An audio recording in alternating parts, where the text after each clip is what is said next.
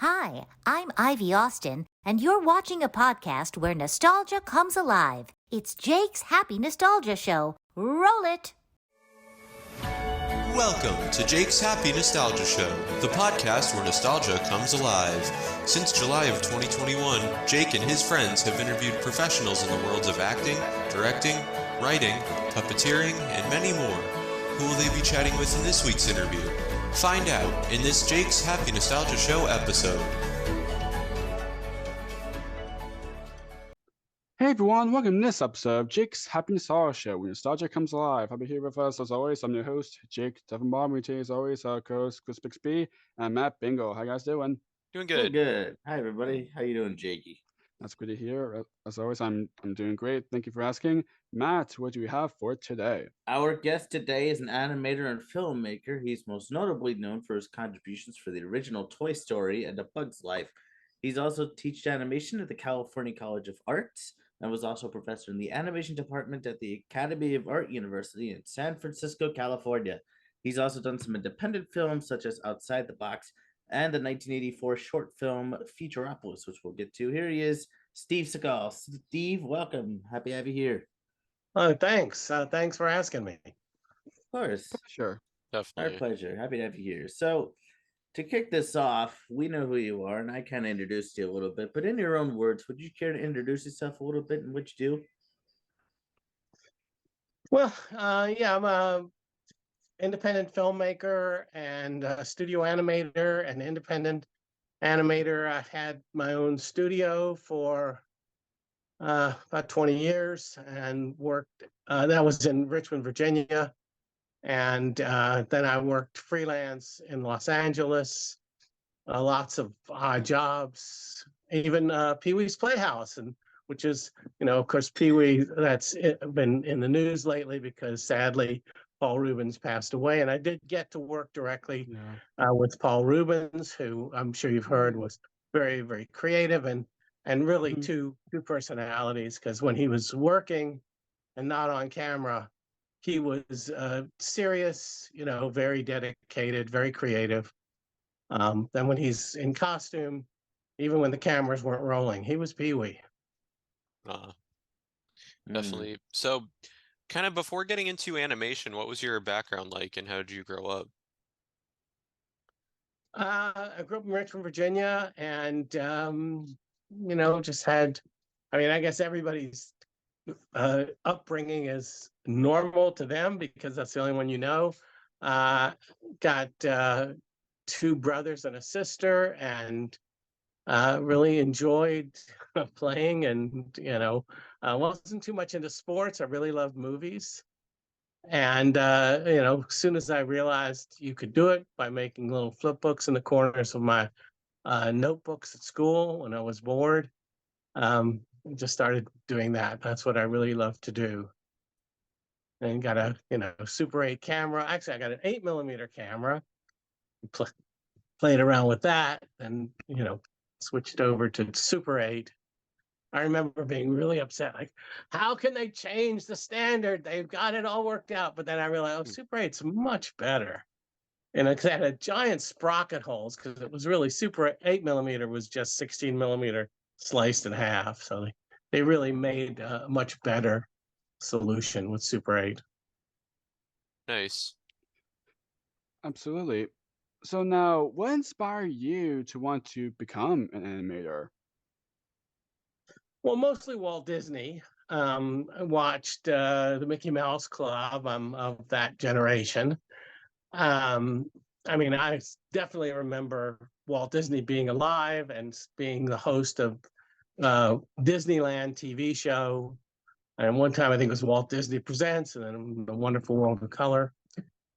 And also loved the Looney Tunes, the Warner Brothers cartoons, like Woody Woodpecker, I liked cartoons.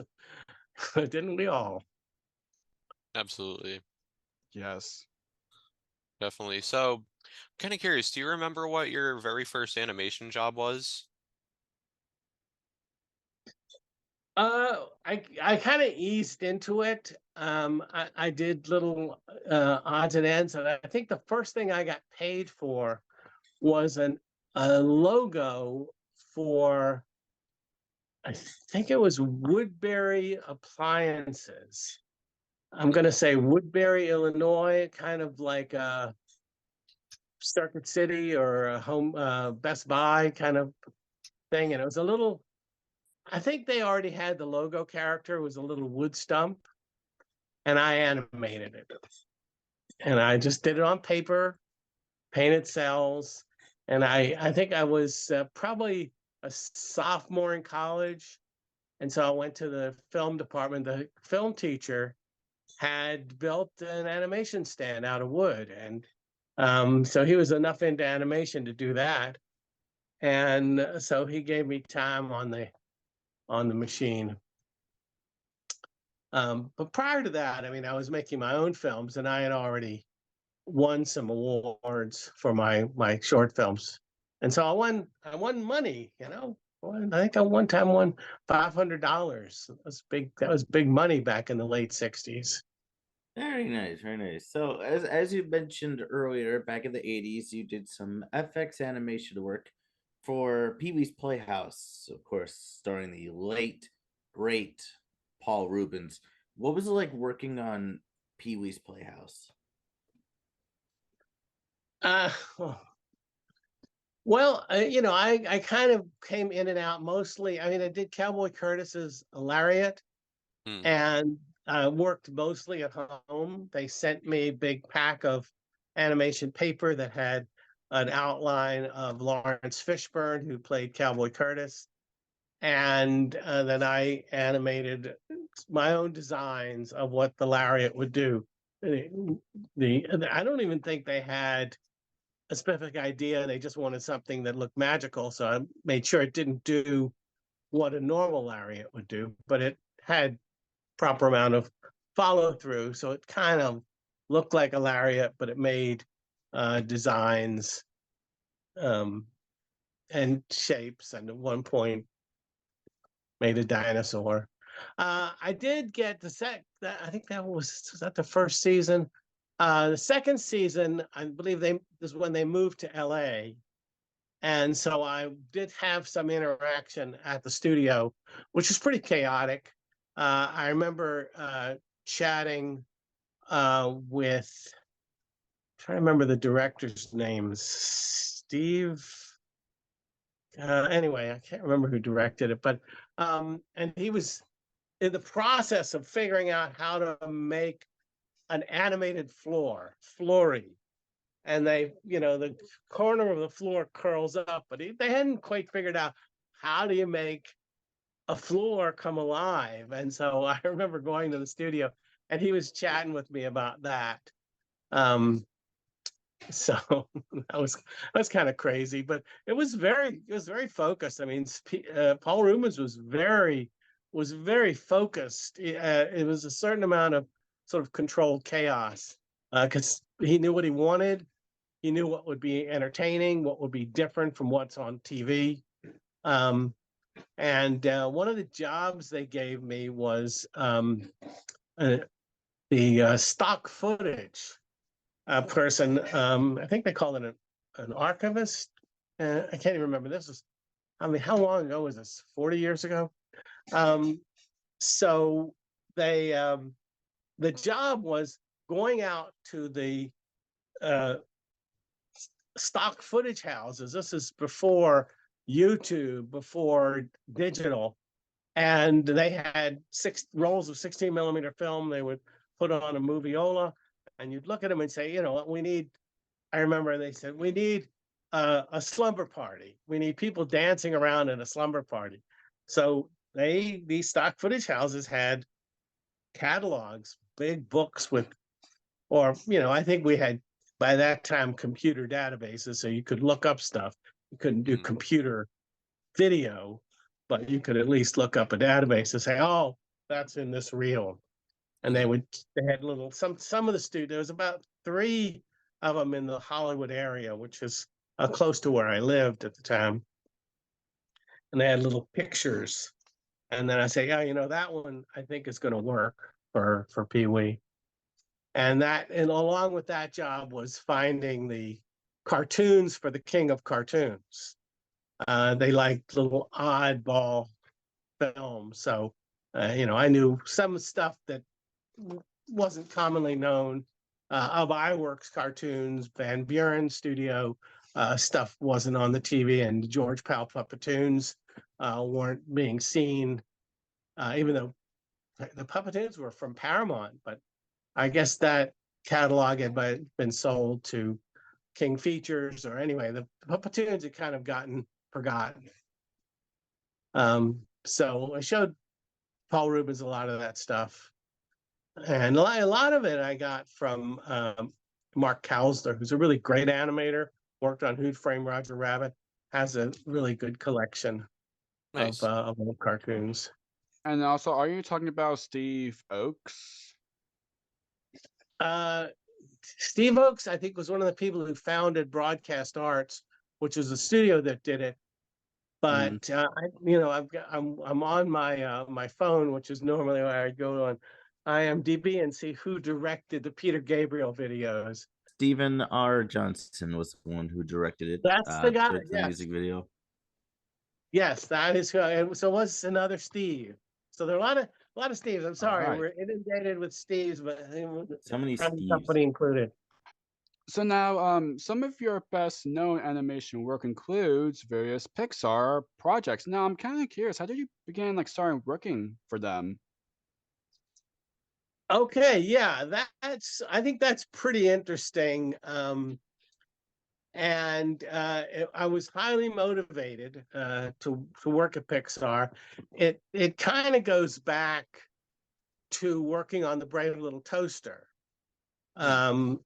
which Jerry Reese, the director, had seen a film I made at a film festival, and he thought I might be a good person to add to the staff. Almost everybody on that film was from Cal Arts, and I didn't go to Cal Arts, but luckily Jerry Reese was open-minded enough to say, "Oh, let's give this guy a try."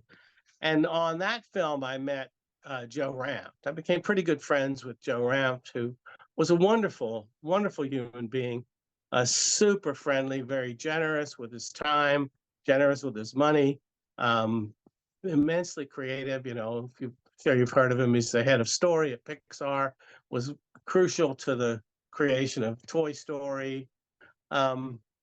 He was the head of story on Brave Little Toaster. And so that was sort of an in at Pixar, but I already knew John Lasseter. And how I knew John Lasseter was I saw his student film called Lady and the Lamb at a show of student films. I'm always interested in what people are doing, and I thought, well, this thing is great. If you haven't seen the film, I'm sure it's on YouTube. It's wonderfully creative. It has heart and humor. It tells a story. It has a character you can relate to. Immensely inventive. And I went, wow, this guy is somebody to watch. Now, this is John Lasseter as a student. Then a couple years later, I remember reading in Starlog magazine that there's a Disney animator who's working with computer graphics. And I'd gotten interested in computer graphics. I had a Commodore 64 that I actually wrote a program to move type around, which I used in one of my films. And so I was already interested in computer graphics, but I had seen a lot, and I said, okay, there's something wrong with computer graphics. It just doesn't look right. Sorry, I'm giving a really long answer to your question. That's all right. I can give you a short version if you need it, but I find this interesting. So I went to a computer graphics conference called SIGGRAPH, and I heard the moderator, who I believe was Bill Croyer, who was instrumental. He was important in computer graphics because he worked on Tron. He had done a lot of computer graphics work himself. And he also directed Fern Gully. When the thing was over, Bill Croyer had mentioned John Lasseter in his talk. I think I caught the tail end of it because I didn't have any money, so I couldn't get in. I snuck in. After it had started, and don't do that, boys and girls. So I had to think when it was over. I went up to Bill Croyer and I said, "You mentioned in your talk John Lasseter, and I'm interested in his work." And then I realized I don't even know what I'm asking. I said, "What does he look like?" Now everybody knows what he looks like, but then that was probably the late '70s. Nobody knew what he looked like, and he said, "Well, he's sitting right over there." So he was sitting at a table chatting with Chris Wedge, who was the director of Ice Age and one of the founders of Blue Sky Studio. So I introduced myself to both of them. And I told them about my film, which is the same one that Jerry Reese had seen. And I managed to get a projector and show it at SIGGRAPH, even though it's not really a computer animated film. It does have the text that moves with a little program that I wrote. And so I had a connection with John Lasseter, and I would keep in touch with him from time to time. And then once I knew Joe Ranft and finished, we wrapped on Brave Little Toaster. I said, I saw John Lasseter at some event at the Motion Picture Academy, and I said, "Hey, I hear you got a feature deal with Disney. If you need animators, I'm really interested in computer animation. I've been doing some myself." And he said, "Sure, send your reel." So I sent my reel, didn't hear anything. Then probably 6 months later, he called me up and said, "Hey, you know what? We're looking for people. Send your latest reel." And didn't hear anything then. I went, geez, the director called me personally and still nothing. So they must have hated my reel. Well, it turns out that Disney had shut down the production right about that time. I'm sure you know that Disney shut down Toy Story.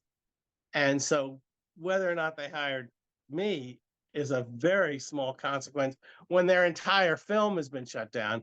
And John, to his credit, said to Disney, "Well, how about let's just lay everybody off except our key story people, and we'll rewrite the whole story," which they did. They rewrote the whole story. I've heard various stories that they did it in like a week, but they did it very quickly. They went off on a retreat, rewrote the whole story, presented it to Disney, and it was a much better film. And do you guys know the story? A little bit, yeah. I've seen articles about it, yeah. Because it was apparently Disney had wanted to attract teenagers, adults, not just children, to the film, and so they wanted it to be edgy. So Woody was kind of a bastard. He's really a mean guy. There are elements of that because he's a little self-centered in the movie, but he's the key scene is like when Buzz comes and he's being welcomed. Woody goes to shake his hand, and he fakes him out, and he just tosses him aside, and I think he tosses him out the window. And later on, they rewrote that so that he accidentally, he means to knock him behind a dresser, but the lamp swings around and knocks him out the window. Right. But in the original, he throws him out the window. So, but that was the Woody that Disney wanted, not the Woody that John Lasseter wanted. So John was able to, John and Joe and Andrew Stanton and Pete Docter, those were the key people in the story department then. Brad Bird would come later.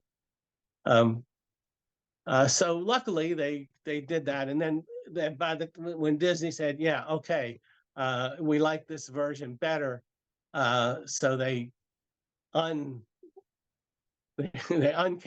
it. They gave it a green light, and they started hiring animators. And I got a call from Ralph Guggenheim. He offered me a job. Ralph Guggenheim was a producer of Toy Story. So long, but then you know what? I think it's appropriate because these things usually involve lots of different pathways. So you have to get your work out. You have to make as many contacts as you can um, if you want to be successful. So I ended up doing work for Bill Croyer. Maybe it had something to do with me chatting with him at SIGGRAPH. Maybe he had seen my work somewhere or somebody had recommended me. So now, do you have any like favorite scenes from Toy Story?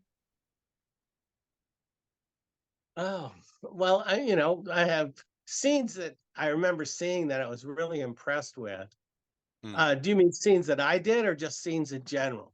Scenes that you did. Scenes that I did, let's see. Well, I remember when the toys are in the back of the moving van and Yeah, the uh, Buzz, I guess Woody and Buzz are on the RC car, and I guess this is after they light the rocket and the car continues and hits them. There, all the toys are in the back of the truck, and the RC car hits Potato Head, and all the pieces go flying. And Yeah. I remember I had suggested, what if we leave his shoes there, so his pieces fall. And then I said, oh, you know what else we could have his hat fall, and that takes a little extra time. And they actually had what they called a frame jar, kind of like a coin. A jar of coin says, if you give them an idea they really like, they say, okay, this idea is good enough. We're going to give you an extra 12 frames. Here you go. Reach into the frame jar, and here are your 12 extra frames or whatever you need, because the rendering took so long. It was such an advanced problem that they just couldn't afford to make the film any longer than it was on the reels, on the story reels. Right. So, but if you had a good enough idea, and everybody always wants that little extra time to just get the gag to work just right. And I learned a lot from John mostly. John really knew his stuff. I guess I'm supposed to talk negatively about John Lasseter because he acted inappropriately. Yeah, I got into some trouble in recent years. Yeah. Yeah, and because in working on Toy Story and also just looking at all of his early work, I had immense admiration for John Lasseter. To me, he was, like Walt Disney. I mean, I lived when Walt Disney was alive, but I never met him. Right. So it was difficult for me to see John in any other light because I haven't worked. I was laid off from Pixar. They just had too many animators to just keep that. When Bugs Life was in production, Toy Story 2 was in production, and that was just too much to have two films in production at that time. They can do it now, so that they laid out. And I was actually the oldest animator on Bugs Life. So it's made sense. Younger guys have more energy, but anyway, so I don't have any contact with John Lasseter, but I got in trouble at one of my schools because somebody asked me about John Lasseter, and I just said, he's a really great director, and I guess you're not supposed to say anything good about somebody who's misbehaved. Right. Makes sense. Yeah. I don't That know. I makes don't know which sense. side of it makes sense. I think both sides make sense. That you don't want to defend somebody, such to say, oh, it's okay to do this because you're a creative genius. No, obviously it's not okay. But Right. at the same time, I can look at a filmmaker like, well, let me think who's, my brain's not working. Well, like a Woody Allen. I have a great admiration for Woody Allen as a writer director, but he's made some very poor choices in terms of how his social life. But he's still a brilliant director, maybe one of the best of all time, writer director. Definitely. I think you have to separate the art from the artist. Right. Absolutely. So you So also worked on. I may have bypassed the question. Was there a question there that I maybe didn't answer? No. You answered it. No, you answered You're it. good. It's all good. Okay. It's all good. You also worked Good. on the Toy Story CD-ROM games. Oh, that's a flashback for me. It was the old point and click games, which we grew up with. What was it like animating for the CD-ROM games, and how much of a challenge was it compared to the movie? Well, it was a bit of a challenge. I'm not really a gamer. So I'm not, I mean, I sort of know what playing a game is like. And the biggest challenge is like if you have a character and he's running and he's supposed to jump, you click and he jumps. The way I learned to animate is if a character jumps, he anticipates the jump. Something, I'm getting a message here anyway. But if you anticipate, then you don't get the guy jumping at the moment that you click something. So Right. it's not it's very unsatisfying as a player to have to wait for your character to jump. It can screw up your timing. But as an animator, you say, well, the jump won't look good unless he goes down before he goes up. Well, that was a problem. I remember they said, oh, there's tricks you can do as he's jumping. You arch his back, you bend his shoulders, and it's not the ideal way to animate. And there's a lot of things like that. It's hard to make a character emote. That's what makes for a great story as you get involved in the characters. A lot of it has to do with their body language and their face, but most of the game stuff that I've been involved with is pretty much just running and jumping and fighting and doing that. I think games have gotten a lot more sophisticated since then, but that was really just something they gave to the animators so that they would keep us busy. They didn't want to lay off their staff in between films, so they would find things to do. I remember we did what they called the interstitials, ABC TV. In between the programming, they would run a few seconds of a little cartoon with the Toy Story characters, and they pretty much handed them out for us to direct. It was like a one-man operation, and there's a whole bunch. So I had one. I can't even remember what the title was, but it was something to do with watching TV. Oh, well, I did. I worked on an attraction at the theme parks based on Bug's Life. Oh yeah. And so we were Wow. animating Hopper and Flick before they were being animated for the feature. So we had Dave Foley's voice. And so we were actually doing animation. I had an extended scene with Flick introducing some insects. He was introducing was it the fart? The fart bug? Okay. A stink bug. So that was good experience, before I got to animate on Bug's Life. And I actually wanted to work on it. I'm a fan of 3D, and I heard they were going to do a 3D film for the theme parks, and I said I'd like to be involved with that. And I'm still actively involved with 3D. I've made a couple of films by myself in 3D, and gone to some 3D conventions. And just a couple of days ago, I went to see Jurassic Park. It had been converted 10 years ago for the 20th anniversary, and then they brought it back for the 30th anniversary. Hard to believe Jurassic Park is 30 years old. I know. It's crazy. It's interesting. We did Flick and Hopper, and then Rhythm. I believe it was Rhythm and Hughes. Chris Bailey was the director at Rhythm and Hughes, and they did all the other characters.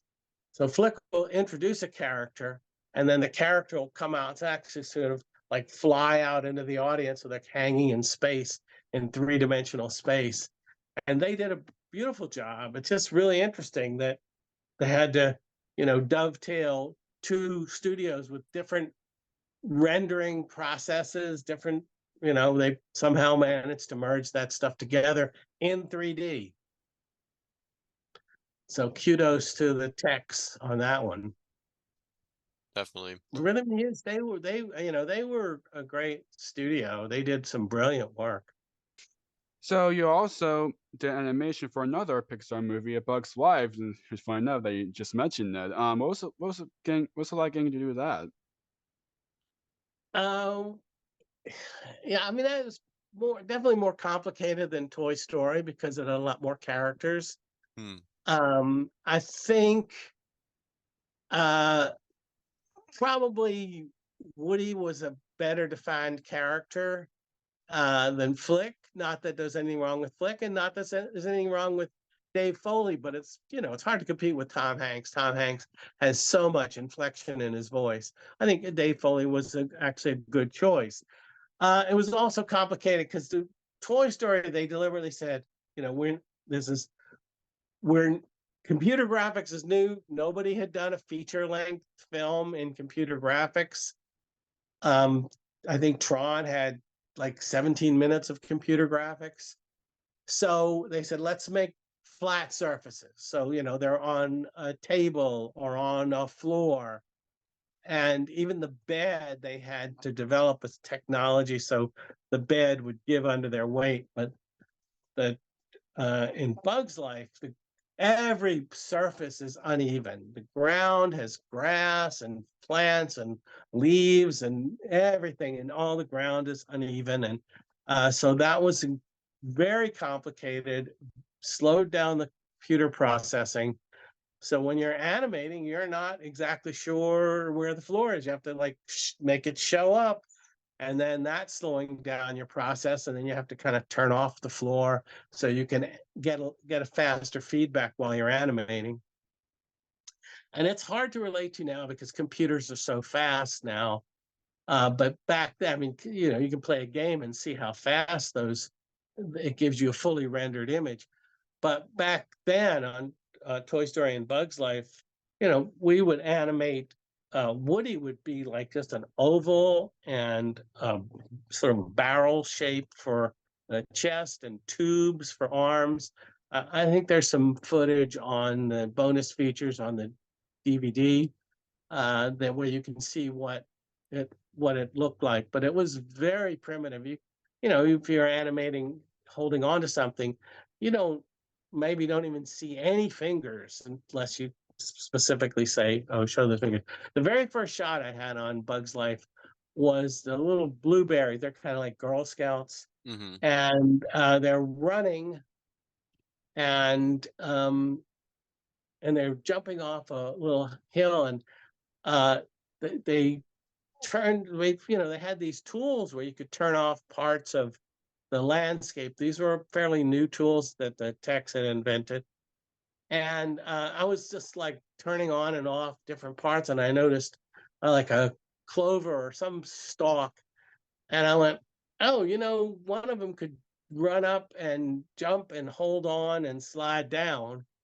And it just seemed like it made sense. But John and Andrew was the co-director, and they came by my workstation, and they said, oh, well, that's really good what you're doing. And so John started to figure out, okay, you should slow this girl down so everybody can see. He wanted that action to be staged properly.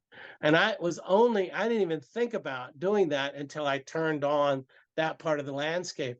Because when I first brought the scene in, I couldn't see that. So, it's important to look around. before you get started. But it's nice that it was kind of an eye opener because it didn't even occur to me that I should restage the action to focus on that one thing. It was just like I was just adding some flavor to the action, but John knew that that little shot, a few seconds long, would play better if I changed the staging just so that everybody could see that little action. And it does look good. I mean, I'm pretty proud of that little scene. It was my very first shot on Bug's Life. Probably my favorite shot on Bug's Life. I'll go back to the question you asked on Toy Story.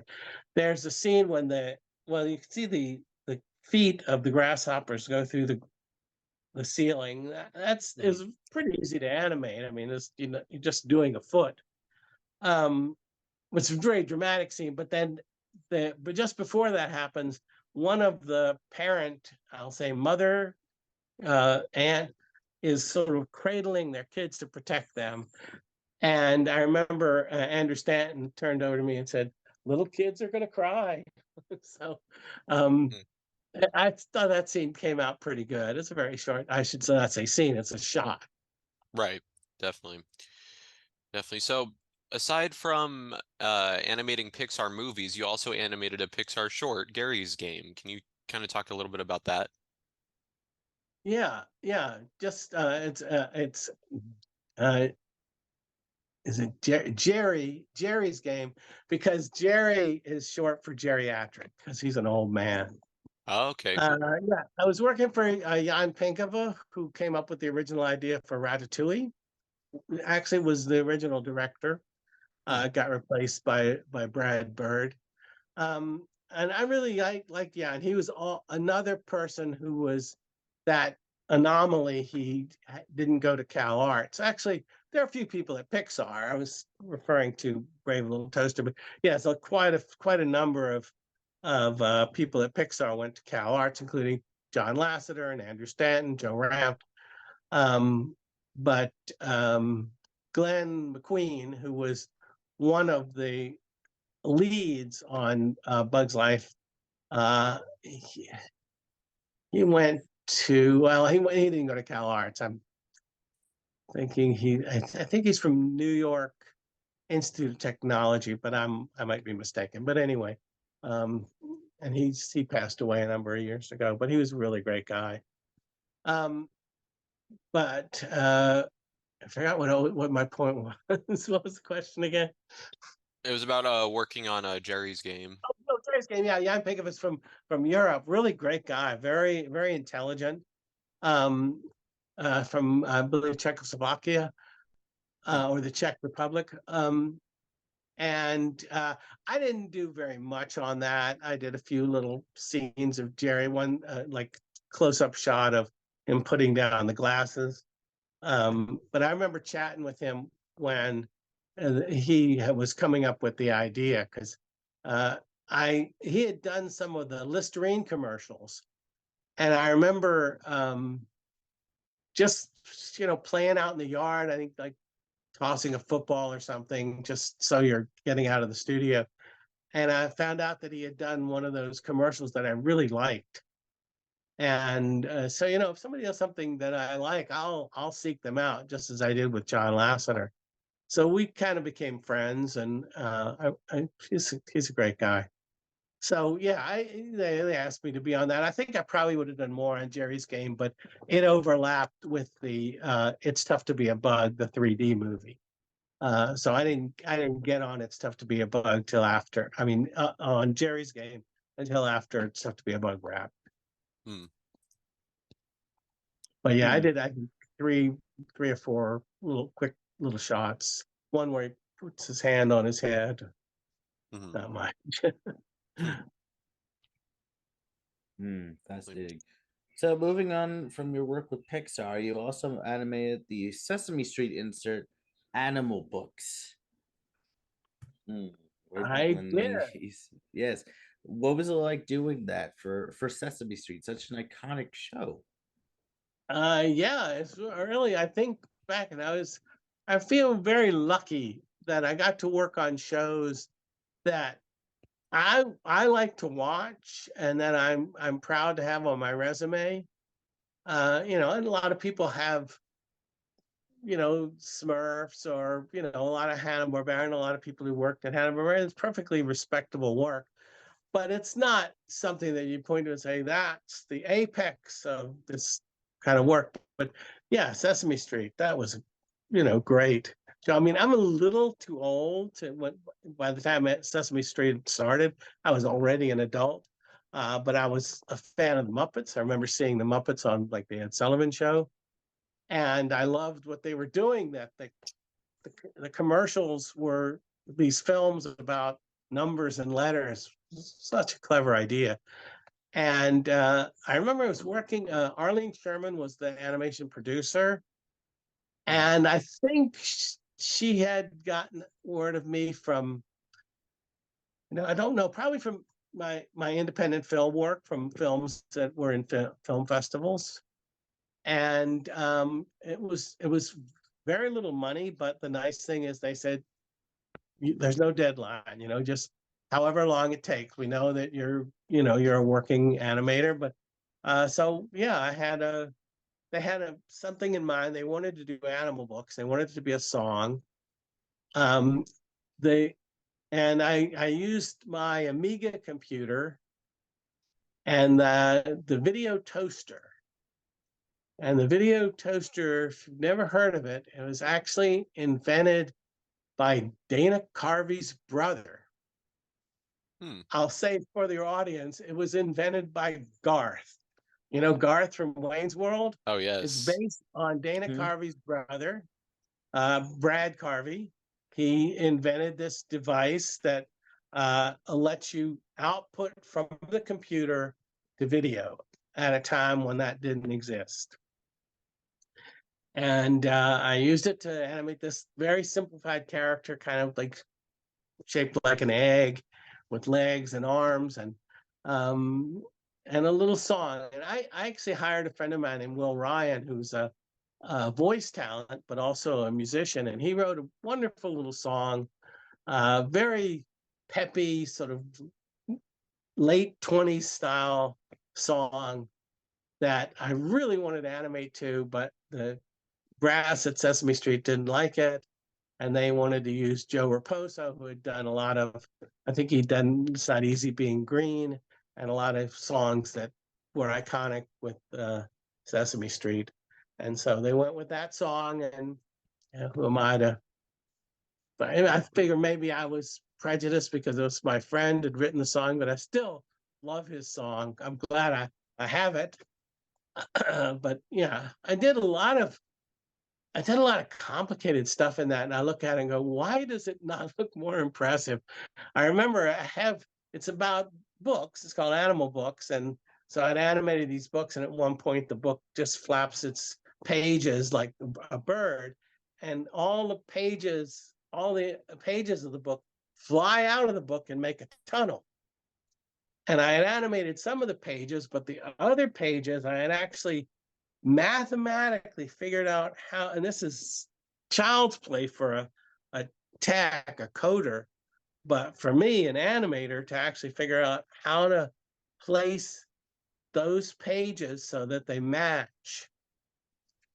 I'm still impressed that I could figure out how to do that. I don't think I could do it today. But to look at it, because computer graphics are so magical to everyone, that anything you do in it's like, well, of course, use a computer. So anything that you do, no matter how hard it is, right today, like 2 hours ago, I was working on something and I was just trying to keep the image from moving off the screen. And I go, what is causing it to move? I've got some keys in here. I got to find, why is this so hard? Shouldn't be this hard.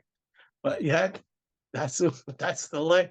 But it's not impressive because, well, we've seen so much. I mean, like I said, I just saw Jurassic Park. That's 30 years ago. Oh my God. How could they have done that? And I didn't even remember, but at the end of the movie, all the credits are at the end. Dennis Muren gets a sole credit for his. I don't remember what the title is. It's something like computer dinosaur, whatever. He's the guy who created. I think Phil Tippett gets his own credit too, as kind of like a dinosaur consultant. And so does Stan Winston, who built the full-size dinosaurs. So it was a great collaboration of all of those people. Definitely. So Definitely. So you mentioned a couple times animating various independent films. Can you kind of talk a bit about your independent film work? sure. Yeah. I think my first was in the late 60s, I think 68. And I had a film called Walk in the Black Forest that won some prizes. I think it won first place in the Super 8 Film Festival because it was done in Super 8 with sound. And my first film in 16 millimeter got a couple of major awards. I can't even remember now because we're going way back. I think that's 1972. So that's what was that like a little over 50 years ago. I should have celebrated. I can say, just to be an iconoclast, I could say I'm going to celebrate its 51st year this year. But anyway. So yeah, that was exciting, and I'm not really able to recapture past glories. And when I was working, I kind of built up. I would when I started, I started in high school, and my Super 8 film definitely helped me get into art school. I remember that they were definitely on the fence because I'm not a brilliant artist. I can't paint very well. My drawing is okay. But I showed them this film and they went, wow, he's in. And so, they wanted me to put me in their art school, Virginia Commonwealth University, which is, I really enjoyed that. If anybody's looking for a state-supported school, I don't know what it costs now. It was very, very inexpensive when I went. Again, that was 50 years ago. So I just continued to make films because I love to do it. And, when I had my studio in Richmond, I would get work sporadically. I remember there was one period where I had 6 months with no work. And I made a film called Red Ball Express that got more awards than any film I'd ever made. And I think, oh, well, that was a good use of my 6 months. I also built an animation stand. I had been shooting commercial animation by just bolting a camera to a piece of wood. And it just photographed whatever I drew. But now I was able to build by adapting a copy stand. I was able to move the camera up and down and move the artwork left and right pretty much and rotate it pretty much like the professionals.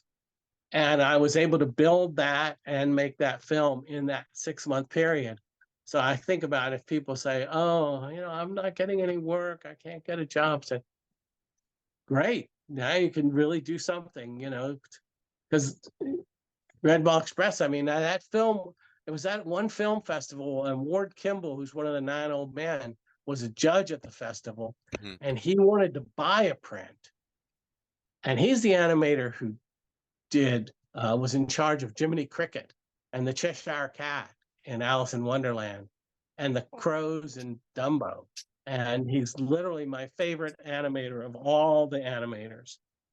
And I got to meet him because of the film I made. And it was about a train, and he loves trains. So yeah, take advantage of those periods of time when you don't have any work. You might come out with something great. So yeah, I loved that. I loved going to film festivals. I went to a film festival in New York, and I met George Griffin and Kathy Rose and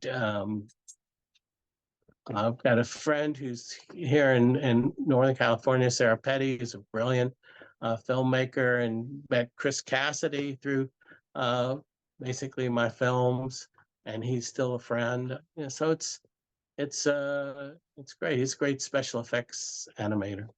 Nice. So yeah, I continued to do it. The last, when I was working as a studio animator, I didn't have time to make any films, and we did have 2 children, so that takes some time out of your life as well.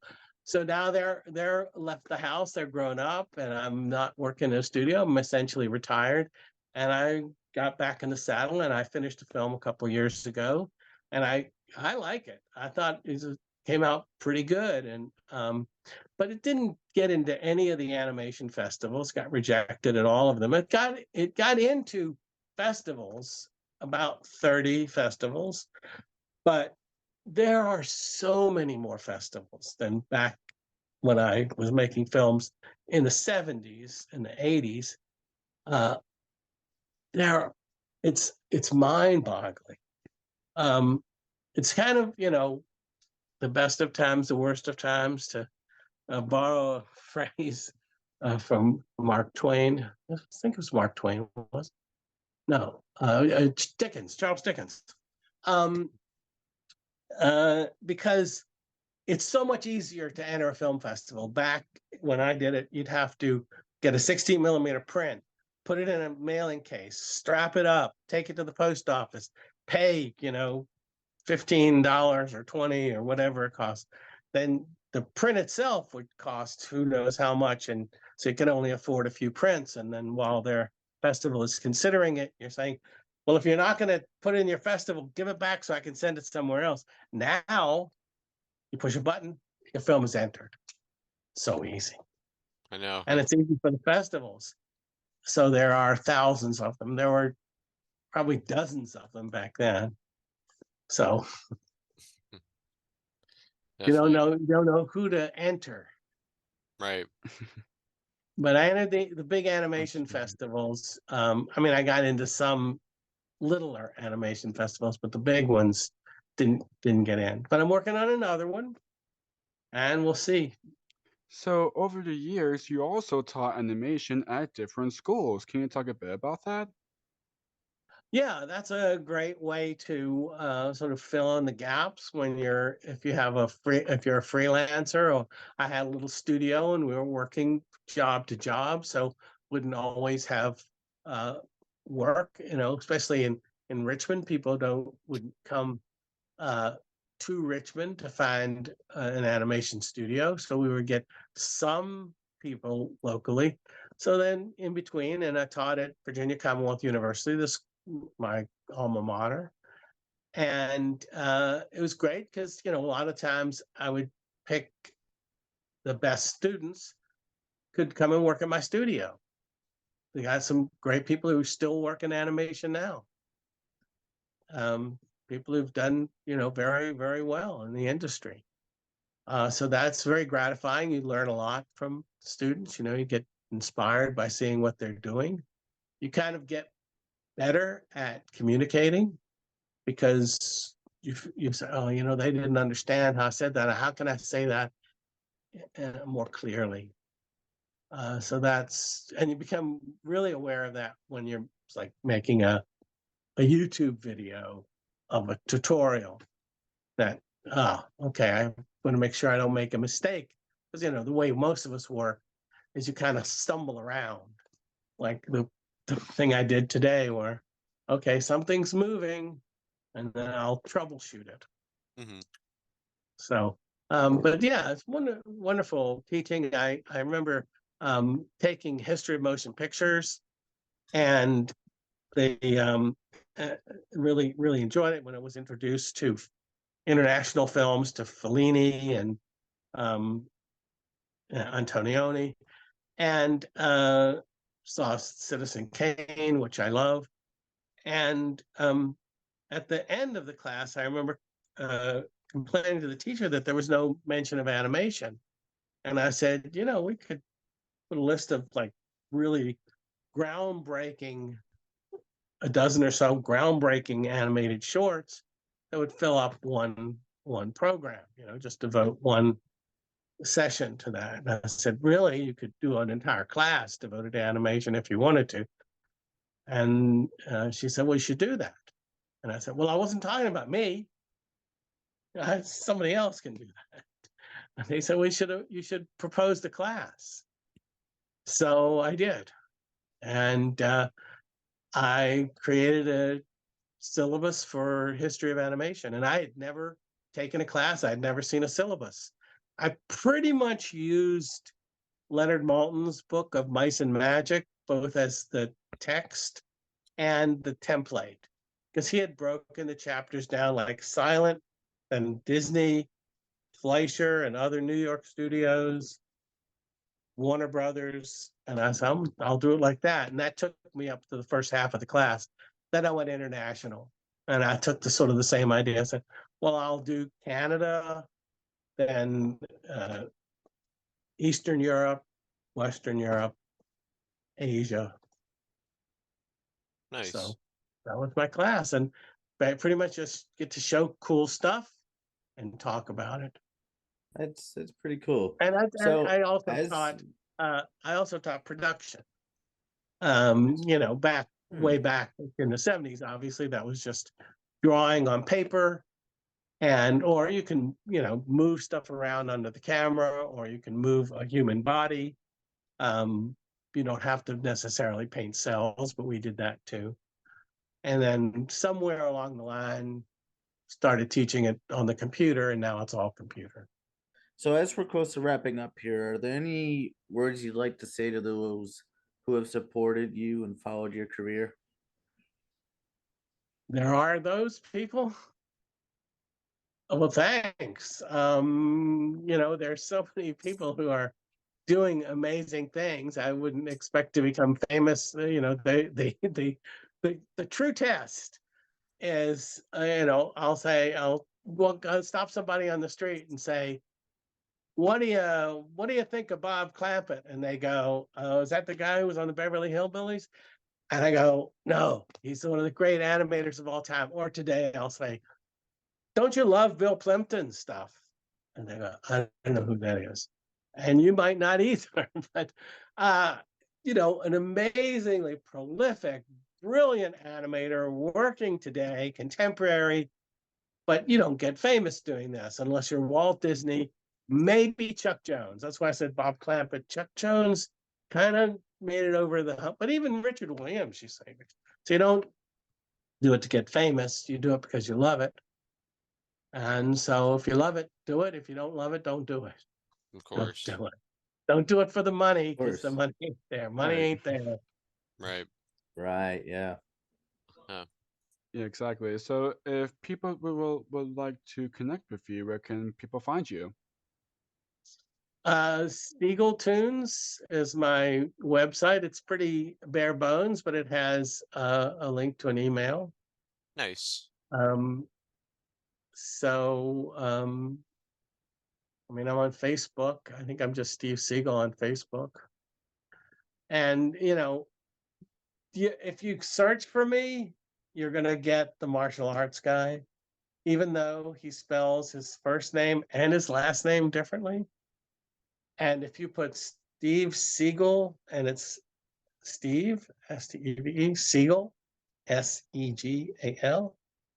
If you put animation after it, you're going to get an animation of the martial arts guy. It's really hard to get to me. You can't Google me. That guy, Steven Segal, he's gonna pop his head up in the search for me all over the place. Yes, and you're linked But if to. you're diligent, you will eventually find something that says, that doesn't look like Steven Segal. Might be me. And you. All right, let's try it. Yeah. Yeah, let's Link try to it. link to your website and your Somebody- social media will be below for people to connect. Yes, Yeah, and so you might be able to. So about 2 weeks ago, somebody sent me an email and said, I remember seeing a film I made called Pandora's Box, pretty obscure film. And he said, I still remember it. from, 50 years ago. And I went, how the hell did you find me? He said, well, it took some effort, but he did some Googling and he was able to stumble upon my email address. So I would be loath to give it out, but you know what? No, I don't get that. I get a lot of junk mail from people who aren't looking for me, just trying to sell me something. So if people are actually trying to communicate with me, that would be a welcome change. Definitely. Would be nice. Would be nice. So this last question that Chris is about to ask, we ask all of our guests. Go ahead, Chris. Yes. So, of course, this podcast is called Jake's Happy Nostalgia Show. When you think of nostalgia, what do you think of? Or in your own words, how would you define the word nostalgia? Oh, well, I mean, it would be something that's fondly remembered. So in these, warm summer days, I can remember going out and hunting for lightning bugs, and putting them in a jar. And then you could see it like light up a tiny little area in the dark. And that was really fun. It's a little balmy, it's humid in Virginia, but you get a little bit of a, it's cooling down because the sun is set. And so I kind of like that. A little bit of humidity with the little breeze. It's nice. That's kind of a nostalgic memory for me. Of course, going to the movies and seeing The Time Machine or The Absent-Minded Professor, films that just stimulated my imagination. Seeing cartoons, the excitement of at the Mickey Mouse Club, they're going to the vault. They're going to open up the doors and they're going to present us with a cartoon. How exciting. Yes, Yes, definitely. great word to all. end off. Definitely. Well, Steve, thank you so much for taking the time to do this interview. This was a blast. Yes, absolutely. And thank you so much, Steve, for your done over the years, for your done to be a part of our lives, and of course, so many others too. And keep up your great work, and cannot wait what's next in store for you. Well, it was a pleasure for me. I'm flattered that you contacted me. Of course. Keep in touch, and I will let you know when this goes up. All right, yeah, I'll post it on social media. Nice. Enjoy the rest of your day, Steve. All right, Okay, Steve. bye. Here. Bye. Steve. You guys. Bye. You too. It's goodbye from us as well, everyone. We absolutely enjoyed our time with Steve Segal, and keep on the Yes. lookout for wonderful interviews. And as always, what do we say, Jake? Keep nostalgia alive. Take care, everyone. See you next time. Take care. Bye. Bye. Bye. Thank you for tuning in to another wonderful Jake's Happy Nostalgia Show interview. Be sure to follow Jake and the crew on social media and stream the show wherever you find your favorite podcasts. And as always, remember to keep nostalgia alive. Bye-bye.